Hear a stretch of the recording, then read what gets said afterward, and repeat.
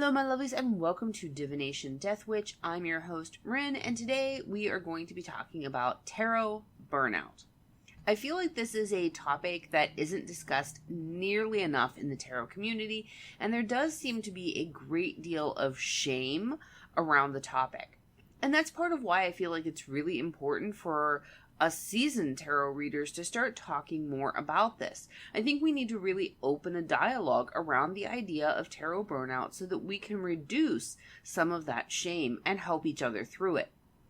The truth of the matter is that all of us who read tarot long term are going to experience tarot burnout, and we're going to experience it more than once during our life. That's why I feel like it's essential that we talk about this, because we're all going to go through it. It's perfectly natural. It's perfectly normal. There's nothing wrong with you, and there's nothing to be ashamed of if you are experiencing tarot burnout. Now, there is a difference between tarot burnout and tarot overwhelm. So tarot overwhelm is basically when we've got too many things that you want to do or that you could do. Be that too many decks to choose from or too many different types of readings to do.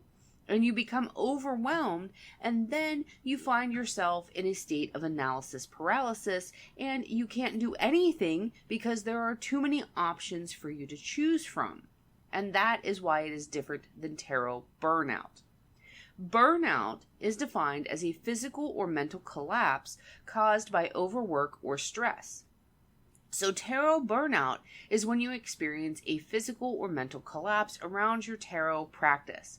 Basically, you feel like, I just can't even with tarot right now. Tarot burnout can feel overwhelming and extreme, even if you only read tarot for yourself. But it hits on an even harder level when tarot is what you do for a living. I won't say that handling tarot burnout is easier for non-professional readers, because tarot burnout at the end of the day is still tarot burnout, but it does add a layer of complexity to the situation when it's what you do as your profession. Today, I don't want to just talk about what tarot burnout is. This feeling of you love tarot, but you just can't bring yourself to do a reading. You just can't bring yourself to break out even your favorite decks. You just can't even with tarot right now. I also want to talk about what you can do to hopefully bring yourself out of tarot burnout, or if you are recognizing the early stages of tarot burnout coming on for you, how you can maybe work to keep it from hitting you too hard or getting to that full burnout point. I don't see a lot of people talking about tarot burnout in general, but I see even fewer talk about ways to work through and bring yourself out of tarot burnout. Different things will help you to a greater or lesser extent, depending on you as an individual, what is causing your burnout, and just how burnt out you are. Sometimes my burnout is tarot burnout, and sometimes it's neurodivergent burnout, because masking and working with people all the time can become too much sometimes for us neurospicy folk. I can't speak for all of us, but the reason I am a reader, the reason I do all of the spiritual services I offer through Spirit Tarot, is because I have a genuine desire to help others. But at the end of the day, I am a neurospicy individual, and dealing with people, especially difficult clients or clients that want readings on difficult topics, can be too much, and I experience neurodivergent burnout, which then has an impact on my desire to read tarot. So for me, personally, tarot burnout and neurodivergent burnout can often go hand in hand. I find that for myself personally, and I can only speak for myself here, I'll start to experience the first stages of tarot burnout, and then I'll reach neurodivergent burnout, which then puts me into full-on tarot burnout. I've noticed that pattern within myself. I mention this because maybe it applies to you too, and if this applies to you like it does to me, then being able to recognize the two and seeing how they go together can help you to nip burnout in the bud or to extract yourself from the depths of full-on burnout. Like I said earlier, different strategies are going to work for different people, and sometimes these strategies that you use to handle one period of tarot burnout might not be the best strategies for handling another bout of tarot burnout. You really need to look at the ins and outs of each period of burnout separately, and don't fool yourself. If you are going to read tarot long term, you are going to experience many episodes of tarot burnout over the course of your life. Every instance of tarot burnout is not going to be the exact same for you. You may notice patterns, and they may be very similar, but don't expect each one to be exactly the same. It's kind of like pregnancy, right? If you've been pregnant once before, you kind of know what to expect for your subsequent pregnancies, but anyone who has had multiple pregnancies will tell you each pregnancy is different. Each pregnancy is its own entity, if you will. We've already defined burnout according to the dictionary, but when it comes to tarot, often the cause for those who do actually talk about the subject seems to be that they feel like they're in a rut. They feel like they are doing the same thing over and over and over again to the point where it's sort of lost its meaning, its purpose, its reverence, and most importantly, its joy. If you're a professional reader, another element that is often reported is just the volume of work that you do with the tarot day in and day out. So even though we read tarot professionally because we love to read tarot and we want to help people, it's actually natural and common to get to a point where you're like, I'm so tired from doing this all of the time. Especially if you find yourself in a place where you're doing a lot of the exact same type of tarot readings for clients. I know, and other professional readers comment on this all the time, that things will go in waves or spurts. And you'll find yourself doing a whole bunch of past life readings, and then you'll find yourself doing a whole bunch of love readings, and then you'll find yourself doing a whole bunch of, let's say Akashic Records readings. And while we tarot readers love what we do, or at least we should love what we do, just like anybody else, doing the same thing over and over and over again, day in and day out, can lead us to a point of exhaustion, which leads to burnout. Add to that the fact that any good tarot reader, any good professional tarot reader especially, is constantly trying to experiment with the tarot and learn more about the tarot and dig deeper into the tarot and develop a better set of skills and perfect their way of reading, etc. Well, this is great and this is highly encouraged, and I'm just going to be bold and make a concrete statement here. And I try to avoid generalizations, but this is what any good tarot reader should be doing, constantly continuing education. But doing all your daily readings and then all of the other stuff you do to learn and grow and expand as a reader, when you put all of that together, sometimes that amount of time spent on tarot can cause burnout. So, what can you do about tarot burnout? These suggestions for handling tarot burnout are in no particular order. And again, I have to stress that each of us are individuals, so different strategies will work better for you than for other readers, and different strategies will work better for you during different levels and times of burnout. My first strategy for handling tarot burnout is to touch grass. Now, this can seem overly simple, and it kind of is. But also in our world where our entire lives basically are online, it can be challenging to unplug. But if you start to feel yourself experiencing tarot burnout, or if you're in full-fledged tarot burnout and you're just now realizing it, because let's face it, sometimes it does sneak up on us, get off of all of your electronics. Take a break from all of your social media and go outside. This could look like an extended break where you take a couple of days or even a couple of weeks off from social media, etc. Or it could just be a few hours, depending on how deep into burnout you are. But either way, unplug. Go outside and touch grass, my dear fellow reader. Even better if you can get outside and literally touch grass with your bare feet. Getting outside in nature is grounding just in general, but if you go outside, touch some grass, and intentionally ground, it can really help with burnout. In fact, I personally am one of those people who is highly dependent on time outdoors and highly dependent on contact with nature just for my general sanity, but for my well-being as a whole. And this is something I need on a regular basis. That's why in my daily journal, I have a Year in Pixels page for going outside. I actually have a page labeled Touch Grass where I track how much time I spend outdoors. My second strategy is to cleanse and purge. Go through all of your tarot decks, go through all of your accessories or tools that you use with your tarot, go through all of your reading space, and purge whatever it is you are no longer using, whatever doesn't serve you, whatever doesn't spark joy in your happy little heart.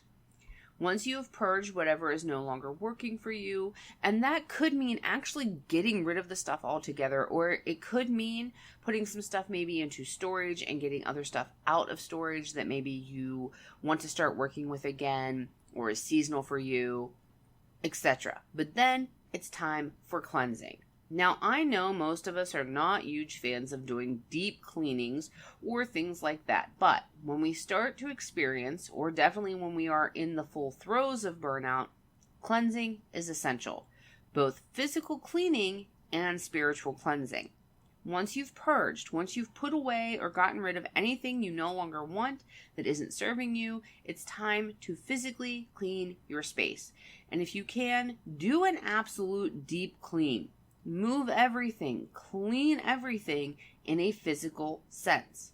People often forget that physically cleaning your space really is a component of energetically and spiritually cleansing your space as well.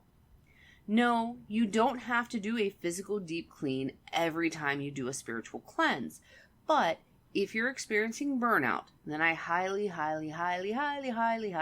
recommend that you start with physically cleaning your space and then move into spiritually and energetically cleansing your space.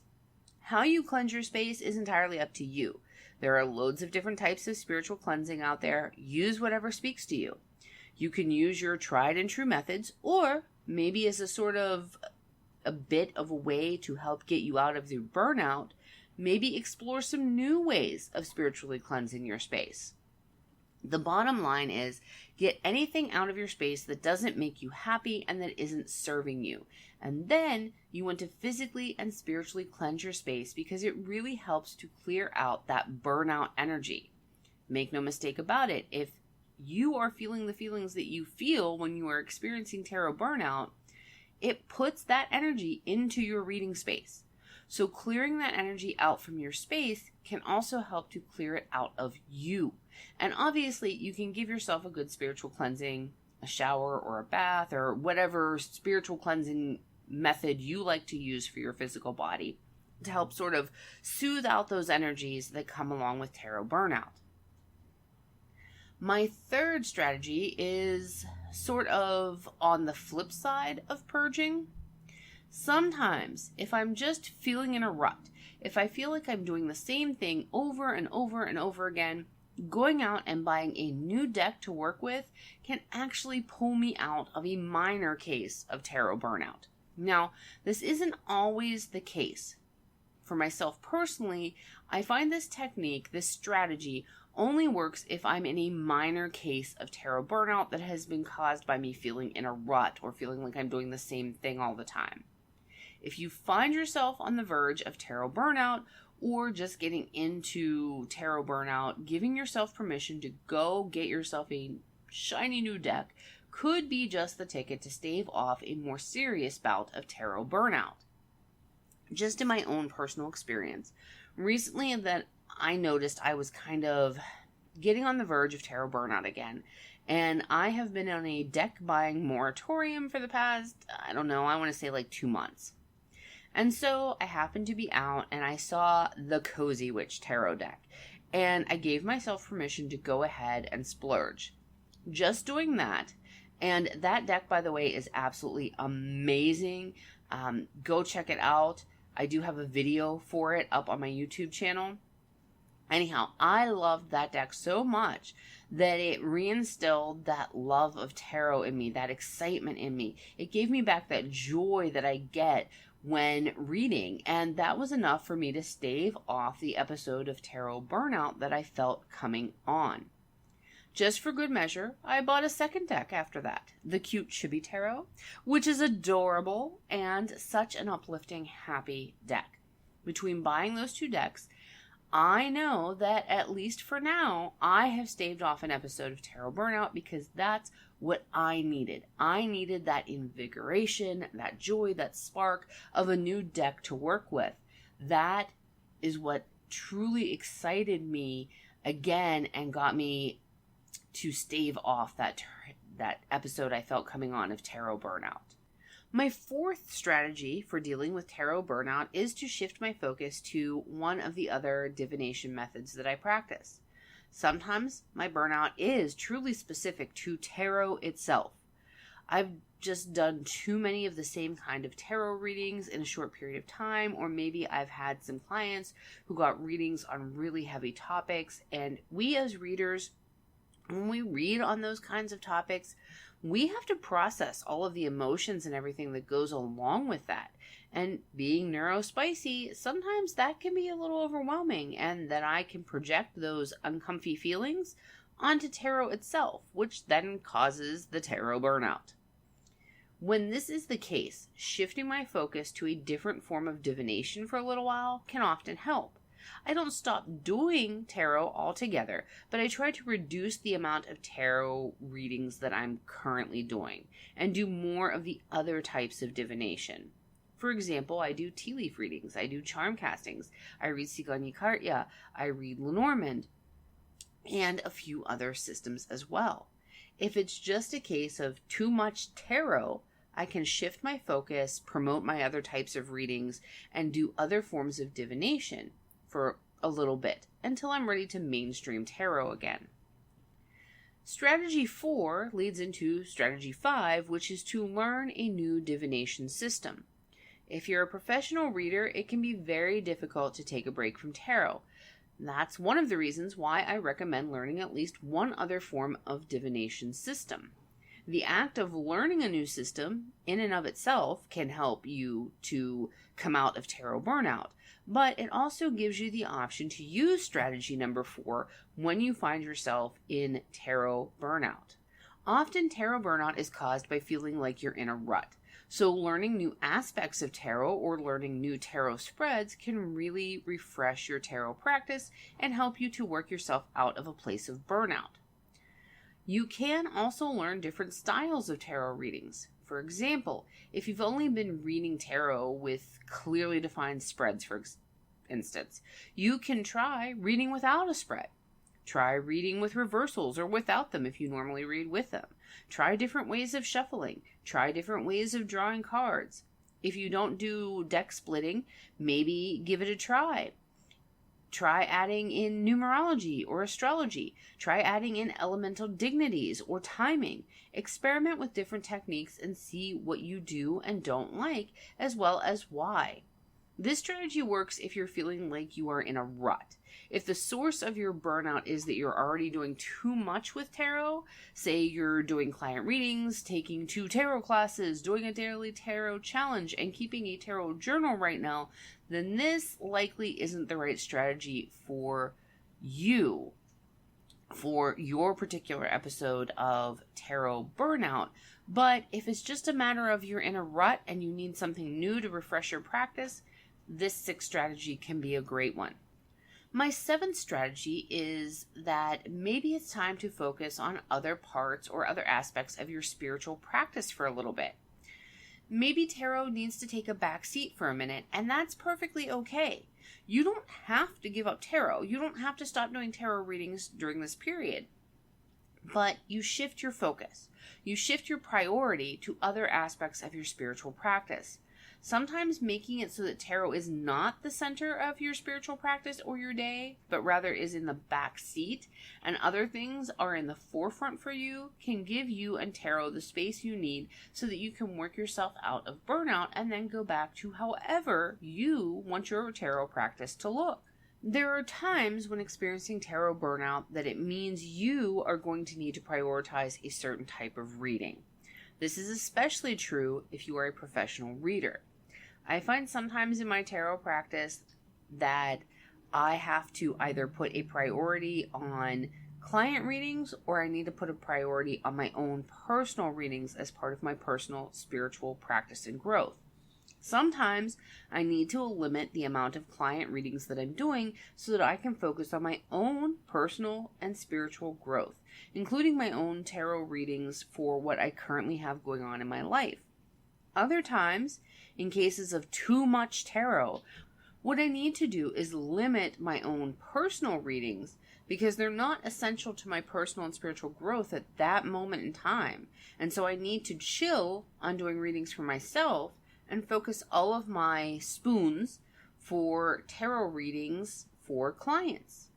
This means that dealing with tarot burnout sometimes is a matter of finding the right balance for you between professional and personal readings. We are now at strategy number 9, which is to play games with your tarot decks. As adults, we tend to ignore the concept of play for the most part.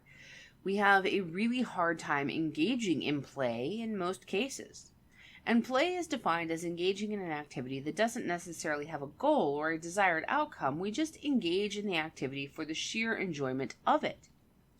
There are actually several different games you can play with your tarot deck, and I featured several of these on the Spirit Tarot YouTube channel. When you experience tarot burnout, I do highly encourage you to just set aside some time to simply play with your tarot decks.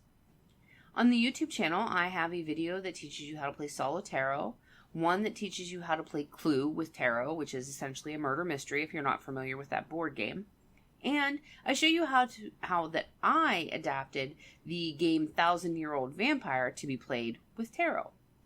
I actually have a journaling game that is specifically designed to be done with tarot, and at some point I will do a video on that game as well. I'm not going to say the name of that game here because it is extremely hard to pronounce for me, but that is something I do have planned for the future.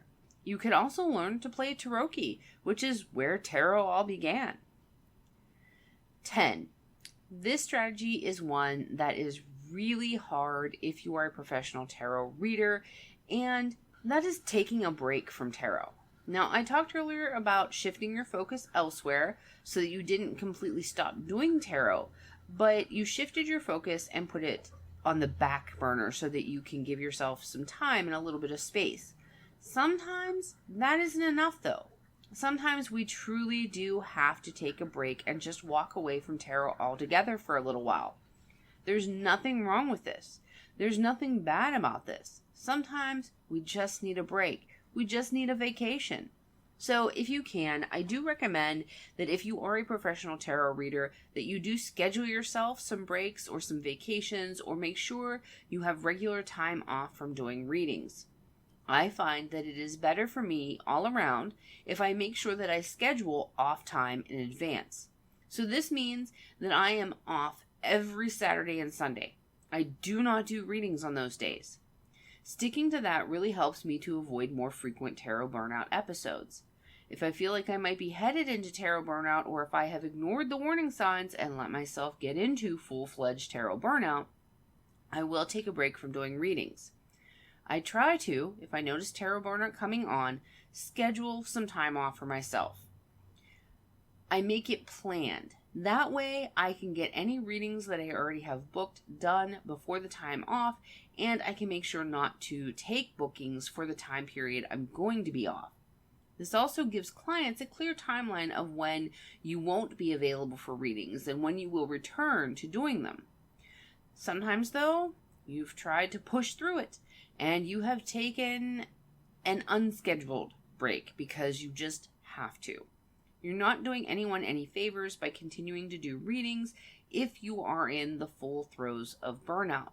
The best thing for everyone is for you to take a break so that you can work through it and come back as the amazing reader that you are. Yes, this means you'll have to put a hold on taking new bookings or scheduling any new bookings for after you intend to be back. Sometimes just how long of a break you need. Maybe you just need a couple of days, but sometimes you don't know how long you need. You'll have to figure out what to do about any pending bookings in that particular case. In my experience, if I know that I'm going to need a day or two, I'll message the client and say that I've had something come up that will delay their reading.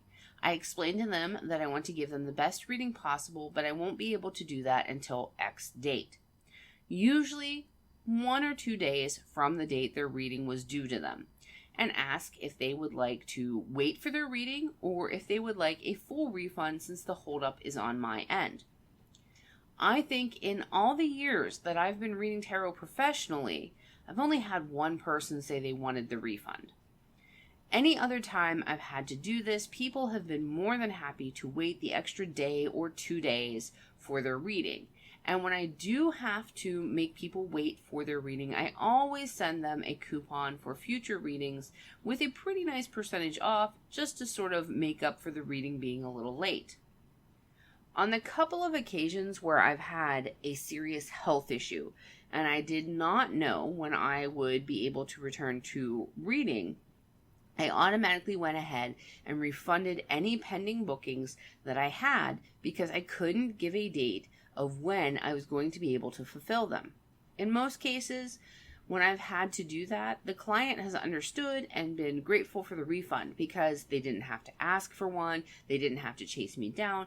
I just automatically issued it with an apology explaining that I was having a health issue and that I would not be able to do their reading at this time, and that I didn't know when I would get back to doing readings, so I felt an automatic refund was the only fair and ethical thing to do.